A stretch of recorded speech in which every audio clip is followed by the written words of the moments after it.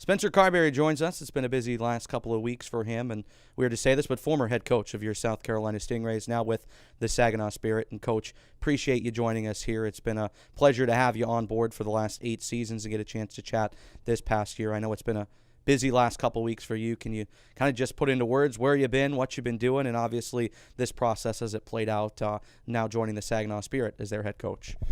Racking up the air miles, I can tell you that.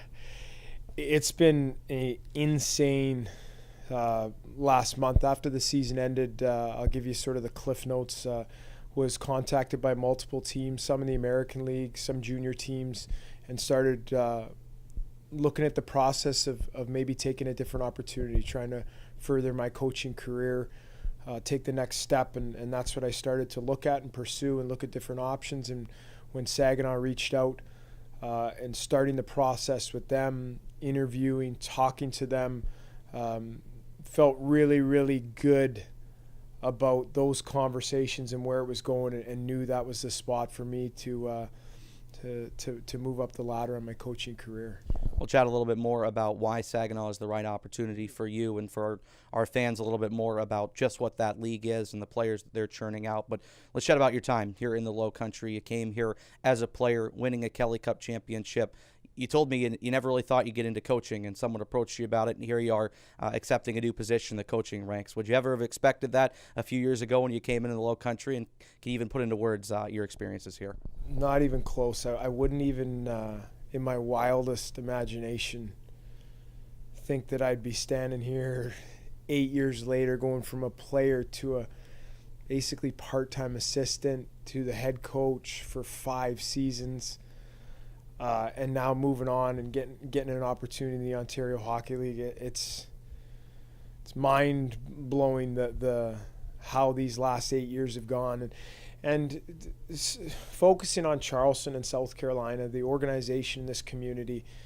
It's a lot of people say it, how much a place is meant to them or an organization, but this is where I started. This is where it all began for me and this profession. And then you look at the organization and being a part of it and working and being so lucky to be involved in this organization with the ownership group, with Robbie Kincannon, with the great players. And I'd love to talk to you about the players and how much they've meant to my experience here. And then you look at the community in this city and the area, and my kids being born here and us buying our first house, and all the great people, the fans, the boosters that we've met and become very, very close with and consider friends.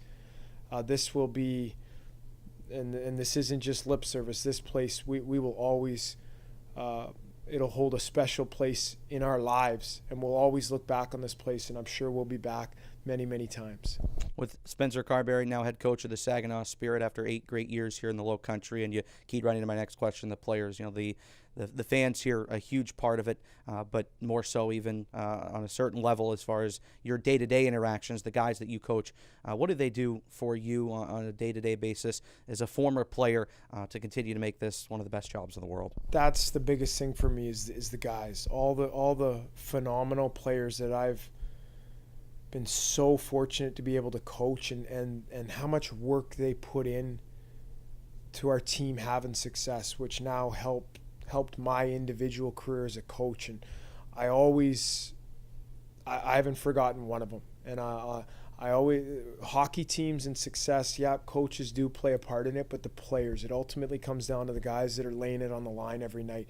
And I've been so lucky to be able to coach some phenomenal players and phenomenal people. And I don't, it's hard to talk about them all because I don't want to leave people out, but just over the last few years with Galsey and all the guys that have done the Andrew Rose, the Epps, the Perriers, all these guys over the last few years that have done such, Joe Devon, Derek DuBois. I hope those players know how much they've meant to me and how much I appreciate all that hard work and everything that they've done for this hockey team and specifically me. We could be here all day chatting about those guys. They're a phenomenal group that we've had year in and year out, and year reigns behind the bench. And, Coach, I want to ask you about Saginaw here before we finish it up in the Lowcountry. It's a wonderful organization that's had a lot of success trying to get over that hump and win a championship, is the way you described it at the press conference. But for our fans that don't know the OHL and don't know junior hockey, what makes this a great opportunity for you? The OHL, it's hard to explain because there's a couple different things. Being down south, and it's a Canadian league. Basically, major junior hockey, it's the premier junior league, 16-year-olds to 20-year-olds in the whole world. So you are talking about the premier young players that are going to play in the NHL. And that's what's exciting for me is the OHL. A lot of our fans probably don't know much about it, and there's no league in the world that gets more drafted NHL players every year. I think they had close to 50 this year. Aaron Ekblad, the Taylor Halls, Connor McDavid's, all those guys played in the Ontario Hockey League. So from a development as a coach, it's exciting because you get this 16-year-old, 17-year-old kid, and now you're talking about a huge impact on their development, and hopefully they're a first-round NHL draft pick. And that's exciting. That, for me, I'm very, very passionate about development and having an impact on individual players' career, helping them reach their full potential. And that, for me, is really, really exciting. Then the challenge of it, the OHL with the London Knights, the Erie Otters, all these great teams, the Sault Ste.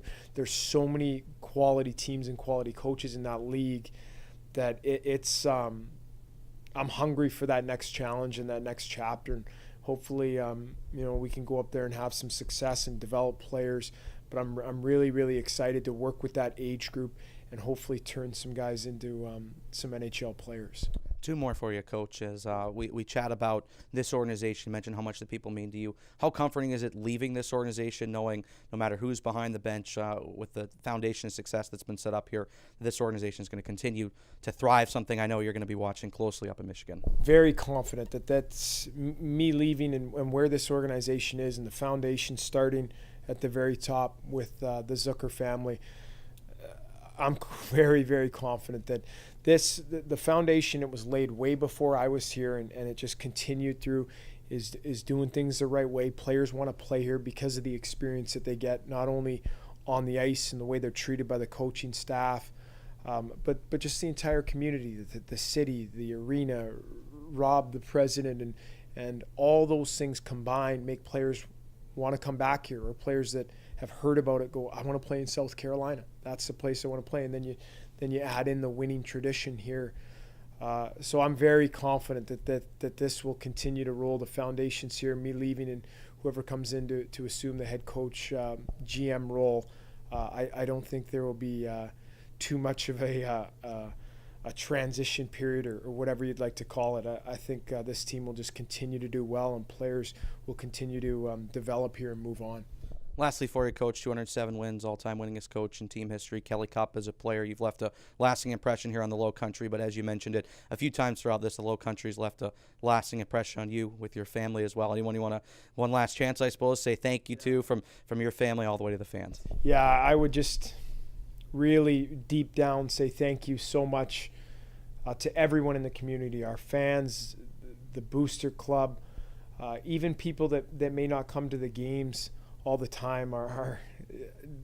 It's just, there's so many great people that we've met in this community, and our family, my family, will be forever indebted to this community. The ownership group, Rob Kincannon, Ryan Warsofsky.